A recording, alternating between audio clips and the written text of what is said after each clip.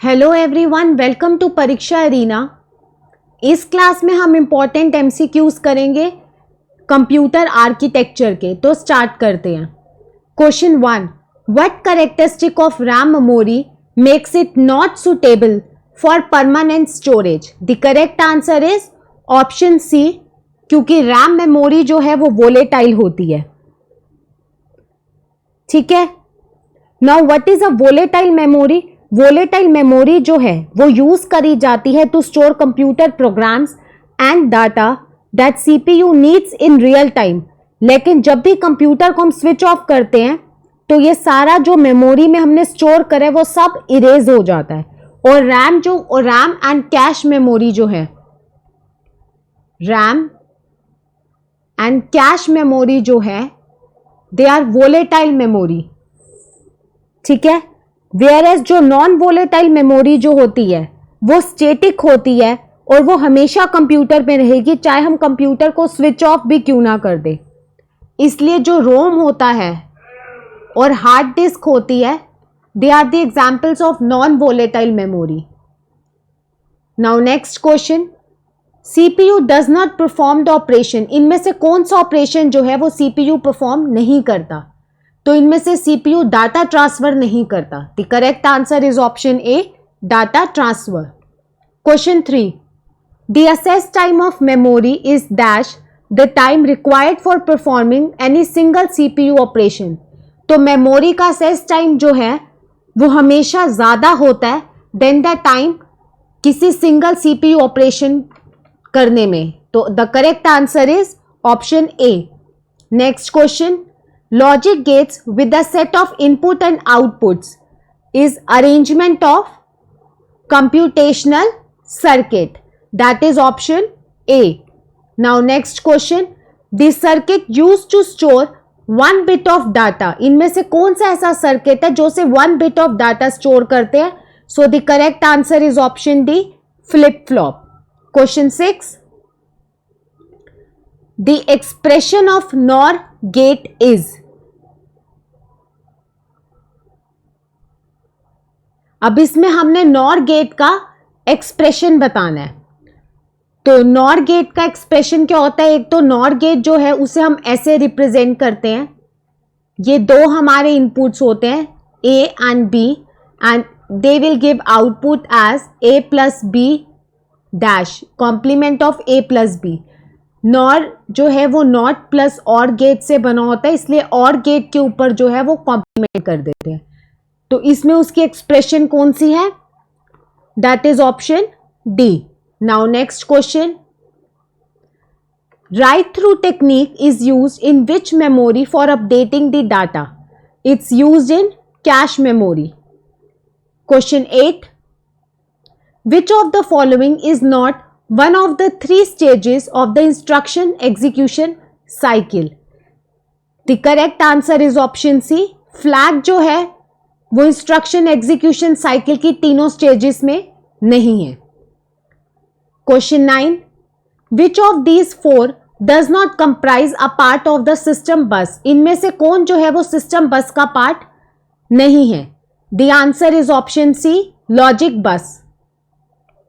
Question 10, the process of division on memory spaces is called, it is called as segmentation.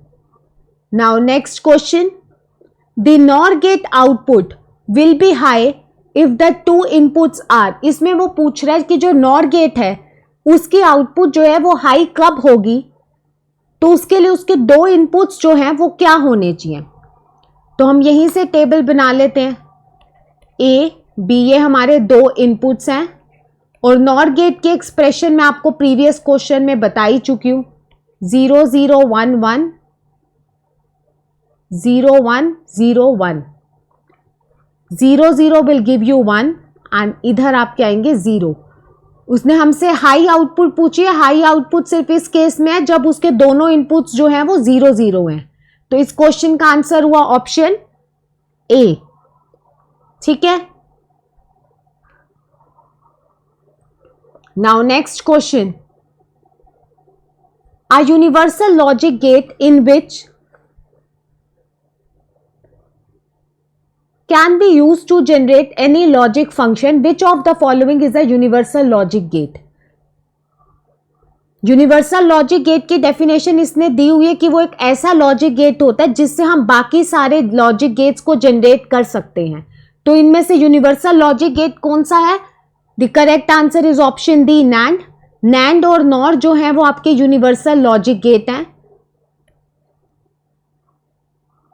ठीक है, और इनसे हमें तीनों जो हमारे बेसिक गेट्स हैं वो हम जनरेट कर सकते हैं. ठीक है. Now next question. The logic circuits whose output at any instant of time depends only on the present input but also on the past output. इनमें से कौन सा लॉजिक सर्किट ऐसा है जिसकी आउटपुट जो है वो प्रेजेंट इनपुट पे तो डिपेंड करती ही है और पास्ट आउटपुट पे भी डिपेंड करती है? The correct answer is option B, sequential circuit. Sequential circuits होते हैं आपके जैसे फ्लिप फ्लॉप, रजिस्टर्स, काउंटर्स, ये आपके सिक्वेंशियल सर्किट होते हैं. जबकि जो कॉम्बिनेशनल सर्किट होता है इसमें आउटपुट जो है वो सिर्फ प्रेजेंट इनपुट पे डिपेंड करती है.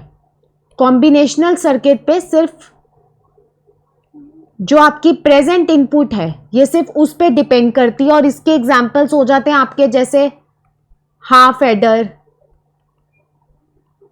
फुल एडर, मल्टीप्लेक्सर, डीमल्टीप्लेक्सर, ये सारे आपके कॉम्बिनेशनल सर्किट्स होते हैं. Now question 14. What is a multiplexer?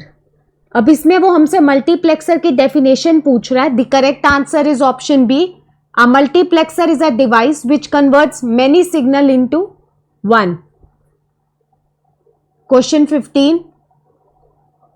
Why is a demultiplexer called a data distributor? Demultiplexer को डाटा डिस्ट्रीब्यूटर क्यों कहा जाता है? The correct answer is option A, because the input will be distributed to one of the outputs. Demultiplexer जो होता है वो एक सिंगल इनपुट भेजता है to multiple outputs depending on the select line का जो कॉम्बिनेशन बनेगा.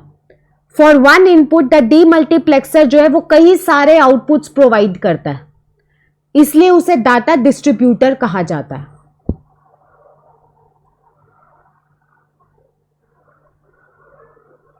Next question. If we record any music in any recorder, तो उस प्रोसेस को हम क्या कहेंगे? जब इसको अब हम ऐसे समझते हैं, जब भी हम कोई म्यूजिक रिकॉर्ड करते हैं किसी रिकॉर्डर के अंदर, तो इसका मतलब हम उस रिकॉर्डर को डाटा प्रोवाइड कर रहे हैं. तो उस प्रोसेस को हम कहते हैं encoding.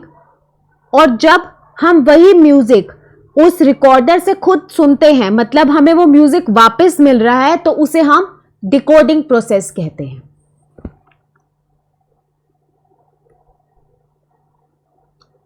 This is all related to this topic. ये सारे इंपॉर्टेंट क्वेश्चंस हैं आपके कॉमन एंट्रेंस टेस्ट के लिए. इन्हें आप अच्छे से रिवाइज कर लेना. अगर आपको वीडियो अच्छी लगी हो तो वीडियो को लाइक करें, चैनल को सब्सक्राइब करें और अपने फ्रेंड्स के साथ ज़रूर शेयर करें. Thank you.